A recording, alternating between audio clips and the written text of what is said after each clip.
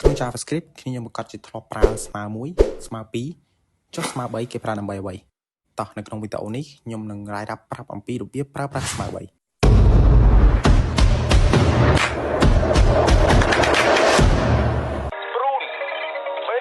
3500ទម្លាក់ព្រូនចង្កឹះអៀនទទួលទានមួយដងតែមួយគ្រាប់ទម្លាក់ព្រូនចង្កឹះអៀន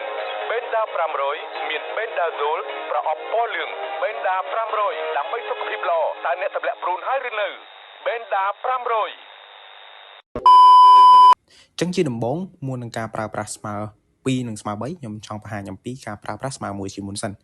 ចឹងខ្ញុំប្រកាសជាធ្លាប់ដឹងហើយស្មើ1គឺយើងប្រើសម្រាប់អាសាញតម្លៃអីមួយទៅឲ្យអាញាតរបស់យើងចឹងឧទាហរណ៍ថាខ្ញុំមាននៅអាញាតមួយឈ្មោះថា let a ស្មើឲ្យតម្លៃ10ចុះអូខេចឹងវានឹងយកតម្លៃ10នេះបោះឲ្យអាញាតរបស់យើងគឺ a គឺទទួលបានតម្លៃ10អូខេចឹងខ្ញុំប្រើ keyword let ចឹងខ្ញុំធ្វើការ console log មក console log ទៅលើ a ចឹងនៅពេលហ្នឹងខ្ញុំធ្វើការ run ចឹងខ្ញុំទទួលបានតម្លៃ10ចឹងងាយគឺប្រើសម្រាប់អាសាញតម្លៃអីមួយវាប្រៀបដូចគណិតវិទ្យាយើងដែរគឺយើងឲ្យផាយស្មើ 3.14 អីចឹងទៅនៅពេលដែលគ្នារៀនការគណនាគណិតវិទ្យាឬក៏រូបវិទ្យាយើងឲ្យតម្លៃអាញាតអីមួយឲ្យស្មើតម្លៃអីមួយដូចយើងឲ្យ x ស្មើប្រមាណ z ស្មើប្រមាណចឹងទៅតោះចឹងឥឡូវយើងមកស្គាល់អំពីស្មើ2វិញម្ដងចឹងស្មើ2គឺជាអីនេះស្មើ2គឺជា loss equality ដែលវាប្រើសម្រាប់ compare value only គឺយើងប្រើសម្រាប់ប្រៀបធៀបតម្លៃពីរសងខាងថាតើតម្លៃ2ហ្នឹងស្មើគ្នាដែរឬទេអញ្ចឹងជាឧទាហរណ៍ខ្ញុំ console log វាមកណាអូខេអញ្ចឹងខ្ញុំយកលេខ1ស្មើជាមួយនឹងលេខ1អូខេអញ្ចឹងបើករណីតម្លៃ2នឹងស្មើគ្នាវានឹង return នៅពាក្យថា true អូខេអញ្ចឹងខ្ញុំធ្វើការ run នេះអញ្ចឹងដូចជាក់ស្ដែងគ្នាឃើញអញ្ចឹងគឺលេខ1ស្មើជាមួយនឹងលេខ1អញ្ចឹងវាប្រកាសឲ្យជា return នៅតម្លៃ true ឲ្យគ្នាយើងឃើញណាអូខេតែបើសិនជាករណីខ្ញុំដាក់ថាលេខ1ស្មើជាមួយនឹងលេខ2វាប្រកាសជាអត់ពិតទេដល់វាមិនដែលលេខ1ណាទៅស្មើលេខ2ទេវានឹង run មកគឺយើងឃើញ fail ហ្នឹងតោះហើយចំពោះស្មើ3វិញតើជាអីនេះស្មើ3គឺ strict equality ដែលវា compare value ហើយនឹង type របស់ value របស់យើងទៀតអញ្ចឹងជាឧទាហរណ៍នៅក្នុងស្មើ2ដដែលអូខេខ្ញុំយកស្មើ2មកតេស្តថ្មីខ្ញុំយកស្មើ2មកតេស្តហើយខាងនេះជាលេខអូខេខាងនេះជាលេខហើយខាងនេះជា string លេខ1អញ្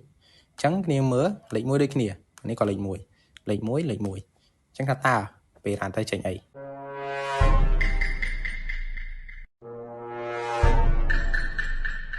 អូខេអញ្ចឹង result ប្រកាសជាគ្នាគិតឃើញហើយទៅខ្ញុំរានមកឲ្យគ្នាឃើញនេះតម្លៃគឺ true នៅក្នុង JavaScript គឺវា automatic convert តម្លៃខាងស្ដាំដៃដែលខ្ញុំបាន select នេះគឺតម្លៃដែលយើងយកទៅប្រៀបធៀបនេះគឺវានឹង convert ទៅជាតម្លៃមួយដែលប្រៀបធៀបទៅស្មើគ្នាគឺដូចជាក់ស្ដែងខាងនេះលេខអញ្ចឹងវា convert ទៅជាលេខឲ្យយើង automatic ហើយប្រៀបធៀបទៅគឺស្មើគ្នាប៉ុន្តែចំពោះស្មើ3វិញគេប្រើដើម្បីអ្វី